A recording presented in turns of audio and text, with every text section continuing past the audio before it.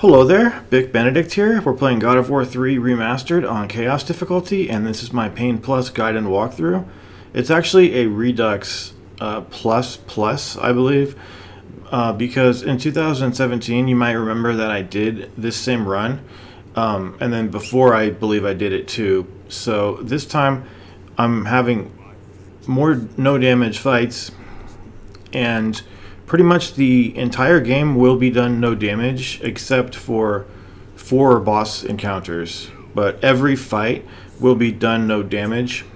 I also wanted to bring better strategies that I found and that I read about and learned to the walkthrough for folks, and also just to make the project more in keeping with my current tastes.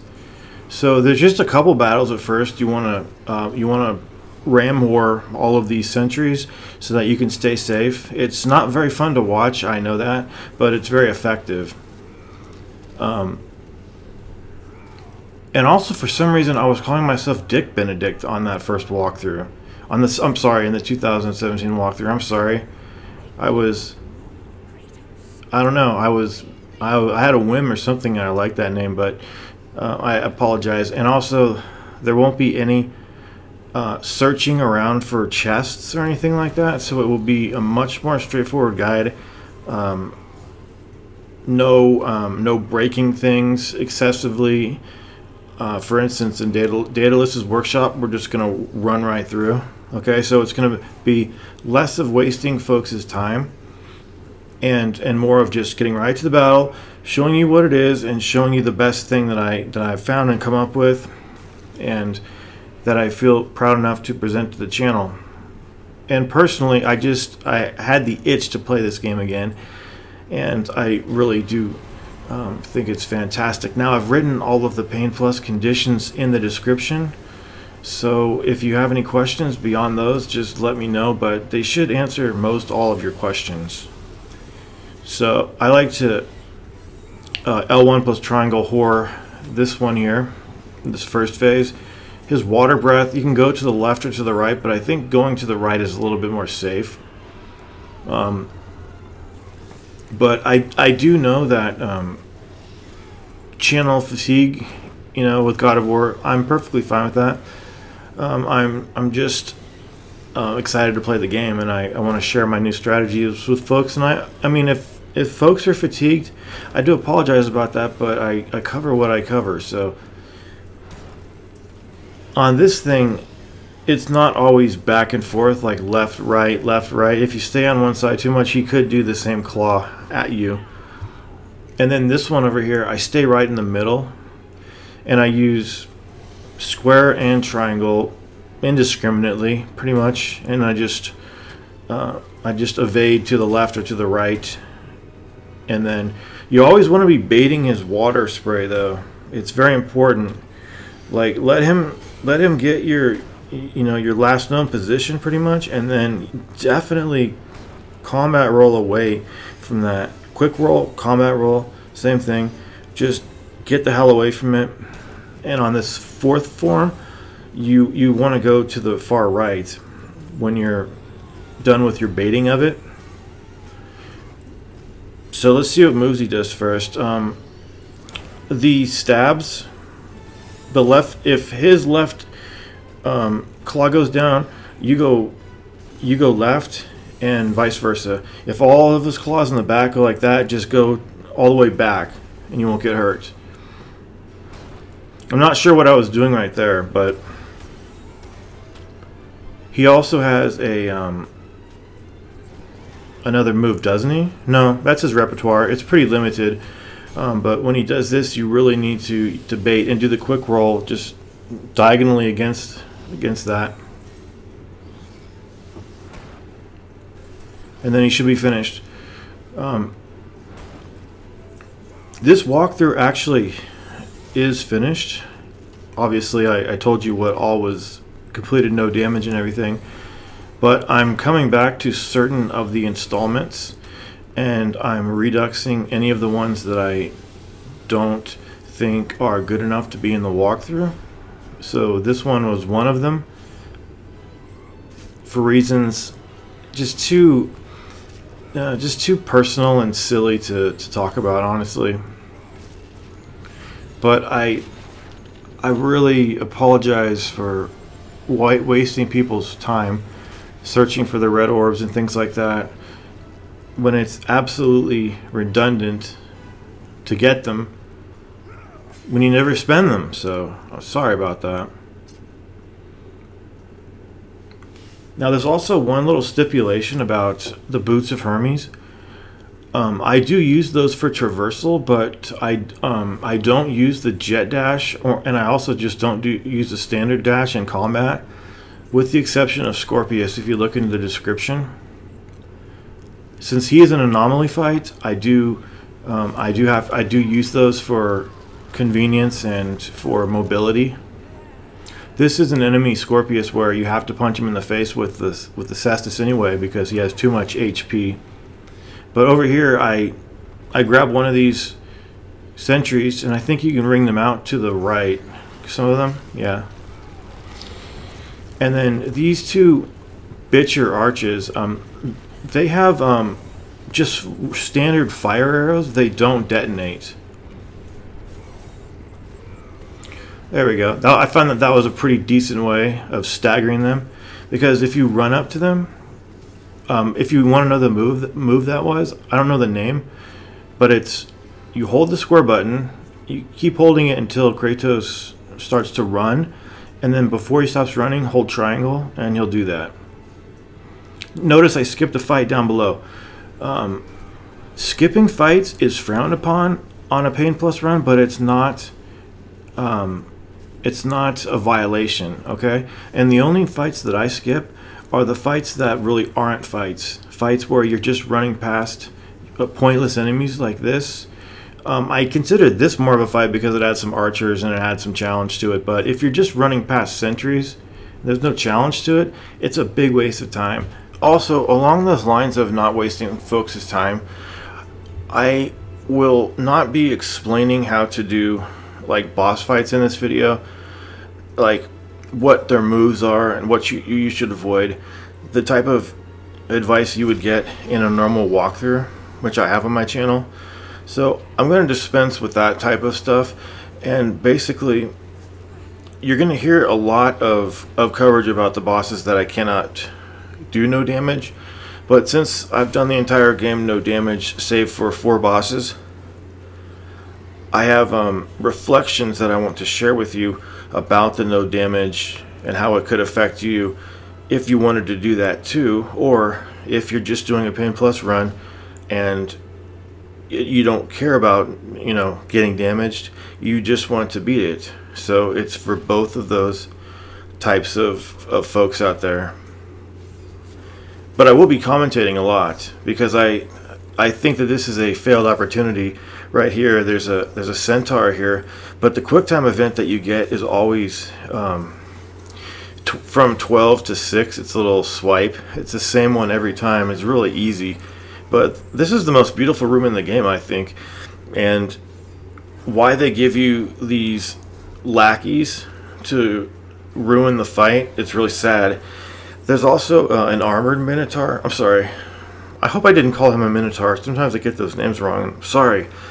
He's a centaur, but if you stand away from him, he will charge you and you do that QuickTime event. But what I think they want you to do is just grab the sentries, ram whore them into him so that he dies quickly. But the armored minotaur, or sorry, the armored centaur doesn't charge like that. There's only 2 encounters with, let me see, 1, 2, there's 3 encounters with centaurs in this game. The second one should be normal. I'm forgetting. It's a big project, even though the game is not the longest of campaigns. Yes. Him, which is really easy. And then I think it's the same one once you get to the city of Olympia. And then later, when you are right about to go to the gates of Tisiphone, you'll fight a huge mob of sentries and archers, and also one of those armored minotaurs. Sorry, what is it that I can't get those names right? but you'll come across them, and we will together. So I'm having a real delightful time finding new strategies to things that I didn't even think about doing on my previous Pain Plus walkthrough back in 2017. One of which is going to be the godly form of Poseidon, coming up in a few, but I don't particularly like this boss fight. But anyway, I wanted to say that I fully understand that I've covered this game too many times. This is my third Pain Plus guide, and what happens to the predecessor is that it gets deleted. So I do apologize about that. I feel very bad about it, but I don't like having duplicate guides on my channel. I just want one Pain Plus guide. But I've got some great stuff. I've got some strategies that I had no idea about, and things that I learned and read, as I mentioned. And I just had a hell of a time playing this game.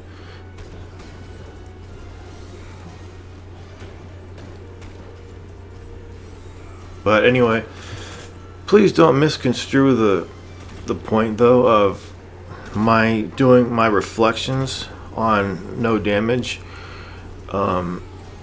This game is 10 years old, and I bought it the month that it came out, so my tenure with this game is 10 years. So I've been playing this game for 10 years. I ought to be halfway decent with it, oughtn't I to be? Definitely. Or otherwise something's seriously wrong with my ability to learn. However, I had some qualms about the previous walkthrough too. It really rubbed me the wrong way in a lot of spots, and I wanted to fix it. So hopefully this will be the definitive edition of the Pain Plus guide. But as I was saying, my reflections about no damage, please, when you look at the footage and you never see me get hit, don't get too put off by that, because if you practice enough, you can do that too if you really stick to it and have great tenacity. But the thing is, I'm just offering like the best case scenario for you, and you can do whatever you like. If you want to use this for a regular walkthrough, definitely go ahead. If you want to use it for a no upgrade run where you have more tools, that's the idea. But the philosophy of this walkthrough is that, and Pain Plus in general, the philosophy of Pain Plus is that one completes the game with what one started out with at the beginning of the game. So that's why later acquisitions such as the Hermes boots and the what else was it? It was boots and the lamp. Those you get later in the game, and of course the boots, I don't think they might damage enemies a little bit. They're more of a tool to launch. I'm sure they damage people, but with the head too, the head is used basically for lighting your path, but it does have stun properties that are not allowed. And also, I mean, they do have stun properties that are allowed on normal enemies, but I draw the line with sirens, who turn that blue opaque silhouette and you're forced to use the lamp on them, and then they get blinded for a moment. But what am I supposed to do? Just stand there and wait for them to recover? That's nonsense. To hell with that.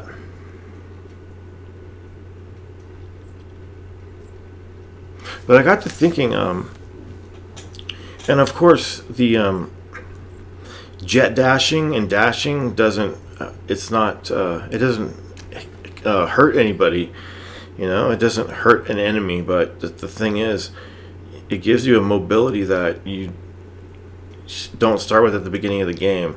So the only time I'm going to use jet dashing, as I said, is for maneuvering across environments quickly, and also for Skorpius. Skorpius is a very sad boss. There we go. I forgot to mention that L1 plus triangle is Tartarus Rage. Is what I... Aerial Tartarus Rage? Anyway. I got to thinking on this boss over here because not this one, but the one coming up after him, I said, I don't like to keep having to climb this little hill to stay out of danger of his weapon. So I did a lot of testing, and I found just some absolutely beautiful spots where you can stand on this boss, avoid his electricity attacks, and quickly beat him. You'll beat him very fast with what moves I'll show you to use on him. And forgive me if I speak over this, it's very self-explanatory. But he has a punch that if you just block, it won't damage you, but it will push you back and you'll lose your footing. You don't want that. You want to parry the arm swipe. He's also got a downward punch with his left hand and arm. That also can be blocked, and it can be parried. There's no penalty for not parrying it, unlike the arm. Those are his melee attacks, but with his trident, what he does is he will push it in. He'll stake it into the ground really deep and do an electric field in front of him, so you can't get over to him. And I presume the game wants you to go up the hill and just hit him from up there. Not all the way up the hill, mind you. He'll get you, but just go to the top of the hill and just aim over and press square attacks. But that's a very little amount of damage that you're doing to him, and it's a big waste of time. So I found some absolutely perfect spots to stand on this boss.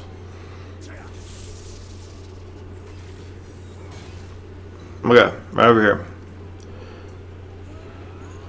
So I hope you watch. I hope you love me for this, because I always hated going up that hill. Okay, let's see what he's got for us at first. There's the arm swipe. We parried and we didn't lose our footing. Here's this. Stay right there, roll right there, and then start up your super plume, and then press L1 plus triangle. Okay? When you see him telegraphing that move, I'll show you exactly where it was again, but when he does this, just double jump in the air and press aerial T. Be careful of the lightning though. So let's watch for that telegraph.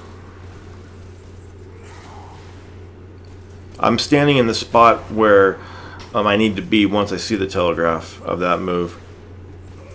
Right here. Stand right there. Roll back.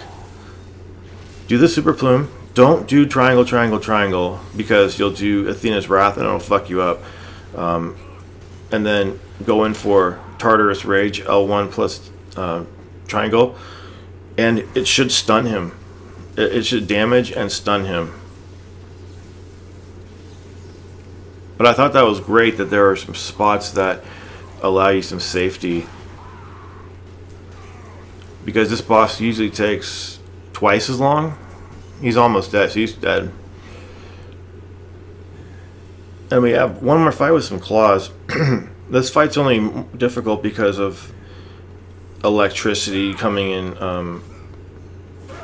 odd patterns.